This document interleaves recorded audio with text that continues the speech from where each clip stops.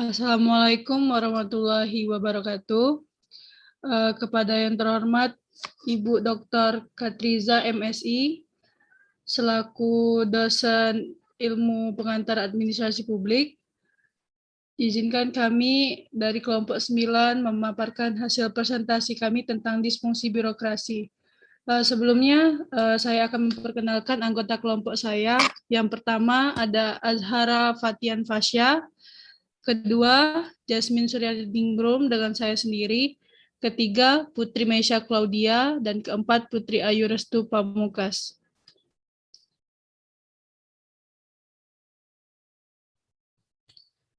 Selanjutnya saya akan memaparkan materi tentang disfungsi birokrasi.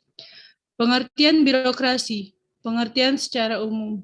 Birokrasi adalah suatu organisasi yang memiliki rantai komando dengan bentuk piramida, di mana lebih banyak orang berada di tingkat bawah daripada tingkat atas. Sistem organisasi ini bisa ditemui pada instansi yang bersifat administrasi maupun militer. Pengertian birokrasi menurut ahli. Max Weber, seorang ahli politik dan sosiolog asal Jerman, berpendapat bahwa birokrasi adalah suatu bentuk organisasi yang penerapannya berhubungan dengan tujuan yang hendak dicapai. Birokrasi ini dimaksudkan sebagai suatu sistem otoritas yang ditetapkan secara rasional oleh berbagai macam peraturan untuk mengorganisir pekerjaan yang dilakukan oleh banyak orang.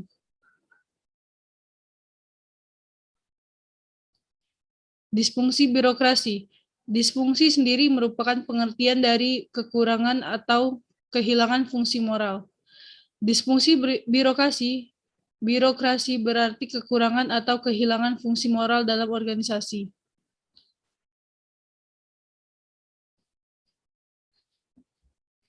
Penyakit birokrasi di Indonesia yang menyebabkan disfungsi birokrasi. Pertama, tingkat korupsi yang tinggi. Kedua, inefektivitas dan inefisiensi dalam pengelolaan pembangunan. Ketiga, kualitas ASN yang belum optimal.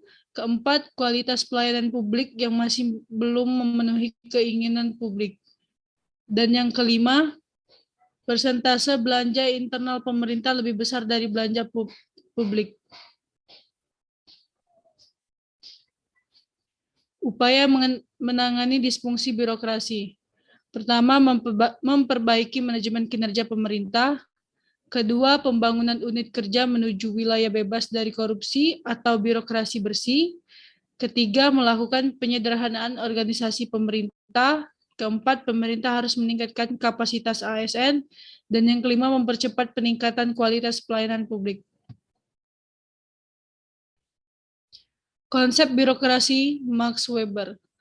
Max Weber menciptakan mode satu tipe ideal birokrasi yang menjelaskan bahwa suatu birokrasi atau administrasi mempunyai suatu bentuk yang pasti, di mana semua fungsi dijalankan dalam cara-cara yang rasional.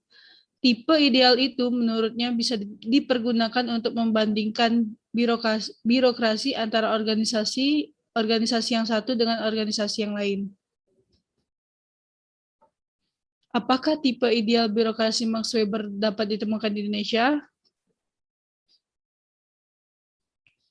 Berikut adalah tipe ideal Weber dan implementasi di pemerintahan Indonesia. Tipe ideal Weber, pertama, pejabat tidak bebas menggunakan jabatannya untuk kepentingan pribadi, termasuk keluarganya. Kedua, jabatan-jabatan disusun dalam tingkatan hierarki. Ketiga, tugas dan fungsi masing-masing jabatan berbeda satu sama lain. Keempat, setiap pejabat berada di bawah pengendalian dan pengawasan sistem yang dijalankan secara disiplin. Implementasi pemerintah Indonesia. Pada pasal 26 ayat 2 Undang-Undang Nomor 49 Tahun 1999, susunan kata-kata sumpah atau janji untuk mengutamakan kepentingan negara daripada pribadi atau golongan. Kedua, jabatan disusun secara struktural dimulai dari eselon 1 sampai 4 baik pusat maupun pemerintah. Ketiga, tugas dan fungsi sesuai dengan kedudukannya dan berbeda satu sama lain. Keempat, PP nomor 30 tahun 1980 tentang pengendalian oleh pimpinan organisasi yang bersangkutan satuan adanya pengawasan internal. Baiklah, mungkin itu saja presentasi dari kelompok kami. Apabila ada kesalahan dan kekurangan, kami memohon maaf. Terima kasih. Wabillahi taufiq wal hidayah. Wassalamualaikum warahmatullahi wabarakatuh.